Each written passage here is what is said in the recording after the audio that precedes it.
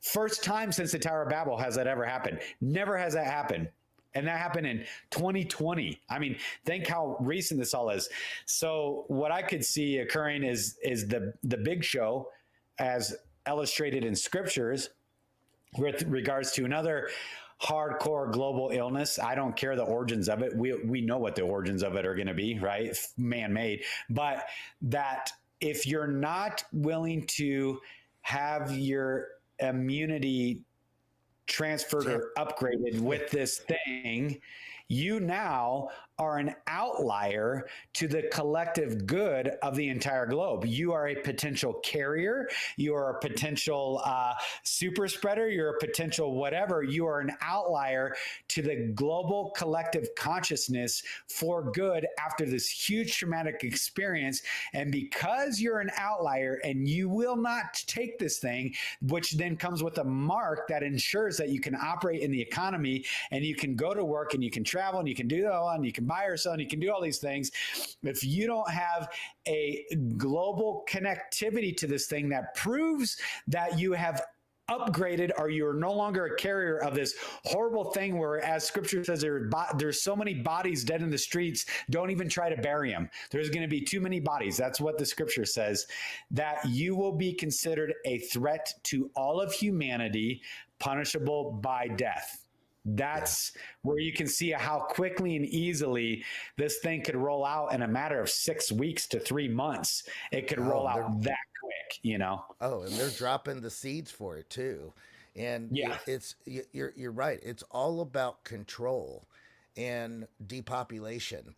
And they, in the groundwork of the census that they passed in September of last year, that UN new declaration, they announced the biometric ID because they've been claiming there's been a severe epidemic with, IDs and ID theft and stuff of that nature. So they've been laying the groundwork for multi-layers of justification of what they're going to do.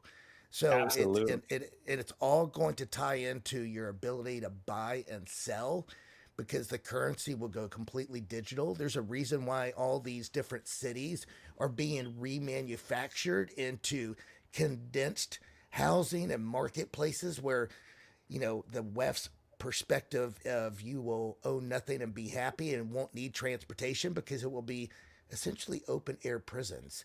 I'm not sure why folks just don't see it, is that's exactly what they're doing.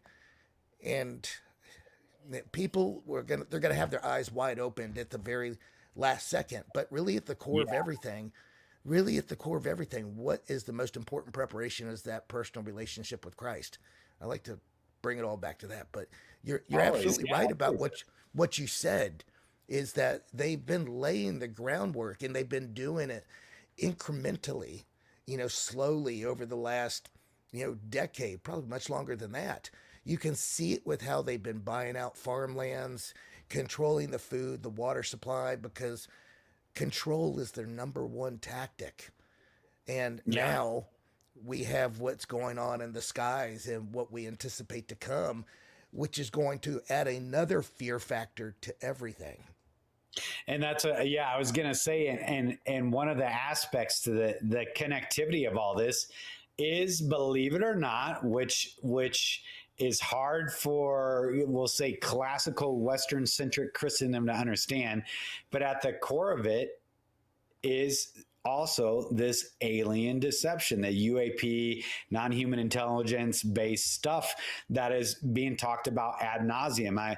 I'm paraphrasing from my dear brother Derek Gilbert, but he was sharing some recent Barna Group research polls and saying that 68% of Americans still claim to be Christian.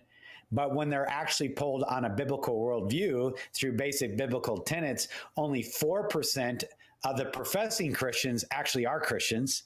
4%, okay, which is interesting because I've always said, I have always used the stat of being in ministry for over a decade now, that 3% of the Christians that I encounter are actually in the faith. 3%. People are like, no way. And I'm like, yes. mega churches, big churches, small churches, I've always said 3%. 3% of people that are serving in the children's ministry and they're doing the youth groups and they're going to Bible studies. I said, I'm telling you, it's shocking. And I may be being generous at saying 3% of them are actually in the faith and have surrendered their lives to Christ. Most of them do it. I don't know why. Fire insurance, cultural relevancy, meeting expectations, whatever, like a religious fear, a self-motivated righteousness, a self-motivated justification. I don't know why you would do it if you're not actually in the faith. But now a Barna poll has affirmed that just recently, saying 4% of the professing Christians actually have a biblical worldview. Okay, I'm going somewhere with this. That same poll, it was 60, I'm pushing 70% of Americans have an extraterrestrial worldview. Did you hear that? 4% have a biblical worldview. 70% have an extraterrestrial panspermia-based worldview, which is why all this is going somewhere. The imminency of war with China, by the way, 100% coming. I mean, it is coming, and it is coming to the West Coast. Like there's multiple layers with what's going on with the fires. There's layers with what's going on with Greenland and the sea lanes opening up to the north. There's layers with what's going on in the Northwest, in particular the Columbia River Gorge and the Willamette River coming through Portland and Vancouver Island. There's what's going on with Trudeau in Canada. Okay, I digress. That's related. The UFO anomaly is related. The anti-gravitic revelations is related. The Stephen Greer based impending revelations is related. And then all the, from Tucker Carlson to a Joe Rogan to, a Sean Ryan and everybody in between, including many top tier elected officials in the Beltway, they're all saying the same thing, and it's all related. They are taking us somewhere. And actually this alien disclosure based stuff is part and parcel to this galvanization of a global collective consciousness.